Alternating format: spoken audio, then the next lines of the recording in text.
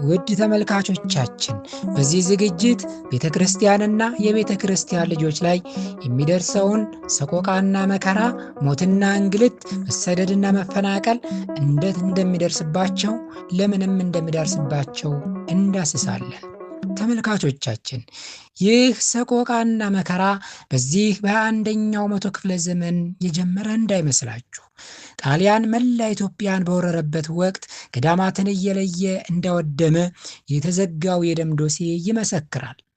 ደርቡሽ ከሌሎች ኢትዮጵያውያን እየነጠለ ከቀሃ ወንዝ ዳር የክርስቲያኖችን ደም እንዳፈሰሰ የጎንደሩ የቀሃ ወንዝ ይናገራል። በጣሊያን ወረራ ጊዜ ማኅበረ ሥላሴን የመሳሰሉ ቅዱሳት ገዳማት ዶግ አመድ ሆነዋል፣ ተቃጥለዋል። የበረሃው ኮከብ ማኅበረ ቅድስት ሥላሴ ከ5 እና ከ6 ጊዜ በላይ በጣሊያን የመርዝ መርፌ ተወግቷል። የንግሥተ ነገሥታት ዘውዲቱ አሻራዎች ወድመዋል፣ ጠፍተዋል። ሕያዋን የሆኑ አበው መነኮሳት መውጣት እየቻሉ ገዳሙን ጥለን አንወጣም በማለታቸው በገዳሙ ውስጥ ሰማዕትነትን ተቀብለዋል። ተመልካቾቻችን በዚህ አስገራሚ ወቅት በጣሊያን ቦምብ ተደብድቤ ሰማዕትነትን አገኛለሁ ብለው ቢጠብቁ የጣሊያን ተዋጊ ጄት በተደጋጋሚ የሳታቸው የአንድ ቅዱስ አባት አስገራሚ ሁኔታ እነግራችኋለሁ። አብራችሁን ቆዩ። ይህ ኻኖስ ሚዲያ ነው። ቻናሉን ሰብስክራይብ በማድረግ ቤተሰብ ይሁኑ።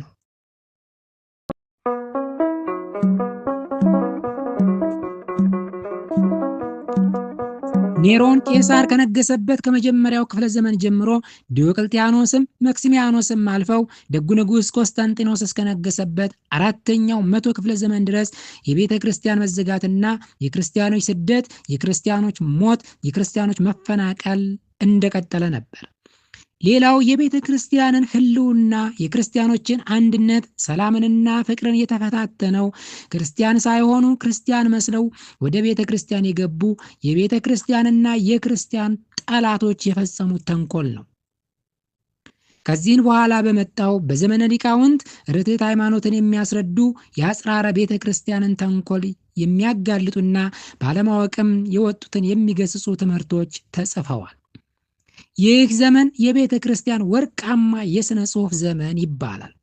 ቅዱሳን ሊቃውንት የሚባሉት በርትዕት ሃይማኖት ጸንተው የትምህርተ ሃይማኖትን፣ ድርሳናትን፣ የሥርዓት እምነትን መድብሎችን የጻፉ፣ ወደ አሕዛብ ተዘዋውረው ወንጌልን ያስተማሩ፣ የመጽሐፍ ቅዱስን ትርጓሜ የገለጡና ምስጢሩን ያብራሩ፣ ጉባኤ ሰርተው መናፍቃንን ተከራክረው የረቱ ናቸው። ከእነዚህ ሊቃውንት መካከል አንዱ አምደ ሃይማኖት አብይ የኦርቶዶክስ ሃይማኖት አርበኛ የተባለው ቅዱስ ዲዮስቆሮስ ነው። የእስክንድርያው ሊቀ ጳጳስ ቅዱስ ዲዮስቆሮስ በርካታ ተግሣጻትን ጽፏል። ቅዳሴውን ጨምሮ ብዙ ድርሳናትን ደርሷል። በዘመኑ አውጣይኬ እግዚአብሔር ወልድ ከመቤታችን ሥጋን በነሳ ጊዜ አምላክ በሰውነቱ ረቋል ወይም ተውጧል ብሎ ተነስቶ በንጉሥ መርቅያን ጥሪ 636 ኤጲስቆጶሳት በኬልቄዶን ተሰበሰቡ። ዲዮስቆሮስም 25 ኤጲስቆጶሳትን አስከትሎ በመሄድ በጉባኤው ተገኝቶ ነበር።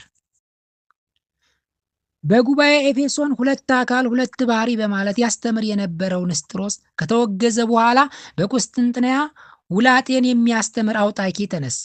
አውጣይኪ በቁስጥንጥንያ የአንድ ገዳም መነኩሴ በነበረበት ጊዜ የንስጥሮስን ትምህርት ይቃወም እንደነበር ይናገራል። ከንስጥሮስ 2 ባህሪ የራቀና የተለየ መስሎት በክርስቶስ የሚገኙ 2ቱ ባህሪያት ማለትም ትብሲትና መለኮት ከተቀላቀሉ በኋላ ትብስቱ መለኮት ወደ መሆን ተለውጦ ስለጠፋ የክርስቶስ አካል ረቂቅ ነው፣ ሕማም ሞት አይስማማውም ብሎ አስተማረ። የሮም ሊቀ ጳጳስ የነበረው ሊዮን በዲዮስቆሮስ እንዳይጋለጥ ፈርቶ ክታብ ልኮ በጉባኤው ሳይገኝ ቀረ። ክታቡ ቢነበብ 2 ባህሪ ብሎ የሚያምን መሆኑ ተጋለጠ።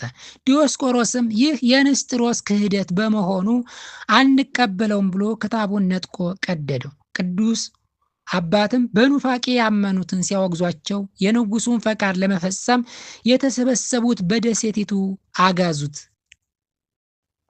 ዲዮስቆሮስም የምንነቀፈው በንስጥሮስ ዘንድ ብቻ ነው በማለት ክህደታቸውን በግልጽ በአደባባይ ሞግተዋል። ከእርሱ በፊት የእስክንድርያው ሊቀ ጳጳስ የነበረው ቅዱስ ቄርሎስ ያስተማረውን በመጥቀስ የአካላዊ ቃል ተዋህዶ እንደ ነፍስና ሥጋ እንደ እሳትና ብረት ተዋህዶ ነው ያለውን ቃል ምስክር አድርጎ በመጥቀስ አስረዳቸው። ሁለቱ ባህርያት ስለተዋሃዱ አንድ ናቸው። እንዲሁም የክብር ባለቤት ጌታችን መድኃኒታችን ኢየሱስ ክርስቶስ አንድ መሲህ፣ አንድ ጌታ፣ አንድ ባህሪ፣ አንድ ምስክር ነው እንጂ ወደ ሁለት አይከፈልም አላቸው። ከዚህ በኋላም ዲዮስቆሮስ አቋሙን አልቀይር በማለቱ ንግስቲቱ ብርክልያ አስጠርታ አቋሙን እንዲለውጥና በሊዮን ሐሳብ እንዲስማማ ልታግባባ ሞከረች። እሱ ግን የሚያምነውን የሚያውቅ መንፈሰ ብርቱ አባት ስለነበር በአቋሙ ጸና። ንግስቲቱ ብርክልያም ዲዮስቆሮስን አፉን ስትመታው የፊት ጥርሱ ተሰበረ። ደንገጥሮችም ንግስቲቱን የማያፍር ደፋር እያሉ ፊቱን ጸፉት፣ ፂሙንም ነጩት። እሱ ግን የደረሰበትን መከራ በጸጋ ተቀብሎ ፂሙንና ጥርሱን በአንድ ላይ ቋጥሮ በእስክንድርያ ለነበሩ ምዕመናን ዝንቱ ውእቱ ፍሬ ሃይማኖት ርትዕት የቀናች ሃይማኖቴ ፍሬ ይሄ ነው ብሎ ልኮላቸዋል። ፂሙም ሲታመሙ የሚፈወሱበት፣ ጥርሱ ሌሊት ሌሊት እንደ ዕንቁ እያበራላቸው ሥራ የሚሰሩበት ሆኖላቸዋል። በ451 በኬልቄዶን የተካሄደውን ጉባኤ የውሾች ጉባኤ ተብሎ ይጠራል። ውድ ተመልካቾቻችን በቤተ ክርስቲያናችን ላይ የሚፈጸሙ ጥቃት ከትናንት እስከ ዛሬ ባለማቋረጥ ቀጥሎ ከዛሬ ደርሷል። በኬልቄዶን የተካሄደው ጉባኤ ፍትህ የጠፋበት፣ ግፍ የተፈጸመበት፣ አመፃ የበዛበት በመሆኑ ቅድስት ቤተ ክርስቲያናችን አትቀበለው። ጉባኤ ከለባት፣ ጉባኤ አብዳን፣ የውሾች ጉባኤ ወይም የውሾች ስብሰባ ብላ ትጠራዋለች። በሀገራችን በኢትዮጵያ በእጅጉ የሚያሳዝኑ ግፎች በክርስቲያኖች ላይ ተፈጽመዋል።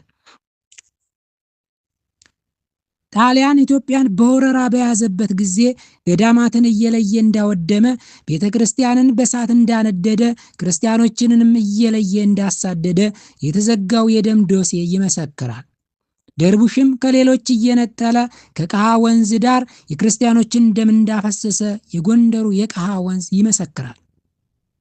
በጣሊያን ወረራ ጊዜ ማህበረ ሥላሴን የመሳሰሉ ቅዱሳት ገዳማት ዶግ አመድ ሆነዋል፣ በእሳት ነደዋል፣ በጀት ተደብድበዋል። የበረሃው ኮከብ ማህበረ ሥላሴ ገዳም ከ5 እና ከ6 ጊዜ በላይ በጣሊያን የመርዝ መርፌ ተወግቷል። ገዳማውያኑ በመርዝ ተወግተው ተረሽነዋል። ለሀገርም ለቤተ ክርስቲያንም ጠቃሚ የነበሩ የንግሥተ ነገሥታት ዘውዲቱ አሻራዎች በከፊል ወድመዋል። ሕያዋን የሆኑ አበው መነኮሳትም መውጣት እየቻሉ ገዳሙን ጥለን አንወጣም እያሉ ሳይወጡ በገዳሙ ውስጥ ሰማዕትነትን ተቀብለዋል። እዚህ ላይ እጅግ አስገራሚ የሆነ አንድ ድንቅ ታሪክ አለ። ከእኚህ አበው ገዳማውያን መካከል ቅድስና የበዛላቸው አንድ ቅዱስ መነኩሴ ነበሩ። በጣሊያን ቦምብ ተደብድቤ ሰማዕትነትን አገኛለሁ ብለው ቢጠብቁ የጣሊያን ተዋጊ ጄት በተደጋጋሚ ሳታቸው፣ ሰማዕትነት አመለጣቸው። ነገር ግን ሰማዕትነት ሳይሆን ያመለጣቸው የእግዚአብሔር ግሩም ሥራ ነበር የተገለጠባቸው።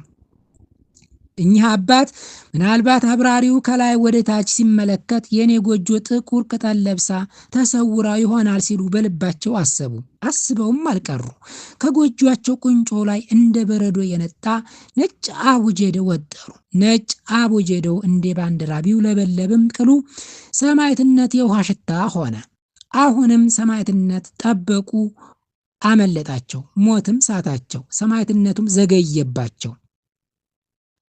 እኚህ ቅዱስ አባት በዚህ አዝነው ተክዘው ተቀምጠው ሳለ በአንድ ግሩም ሌሊት የሰማዕትነት ጊዜያቸው እንደቀረበ እግዚአብሔር አምላክ በራእይ ተገለጸላቸው። ተምኔታቸው ደረሰ፣ ጸሎታቸው ተሰማ። ቀደም ሲል ከሞት የተረፉ አበው ጭምር በቦምብ ተጨፍጭፈው ሰማዕት እንደሚሆኑ እግዚአብሔር አምላክ ነገራቸው። ከዚህ በኋላ ከህልማቸው ባነው የህልሙን ትርጓሜ አጤኑት። ምን ቀረ? ህልሙ እውን ነበር። በመንፈቀ ሌሊት ተነስተው በገዳሙ እየዞሩ አዋጅ አዋጅ ነገ ሰርግ አለ የፈራ ይሽሽ፣ አዋጅ አዋጅ አዋጅ ነገ ሰርግ አለ የፈራ ይሽሽ፣ የደፈረ ከሰርጉ ይብላ እያሉ ማወጅ ሲጀምሩ ሞት የፈሩ ወጣንያን በመንፈቀ ሌሊት ተነስተው ተሰደዱ። ተጋድለያኑ በገዳሙ ጸኑ።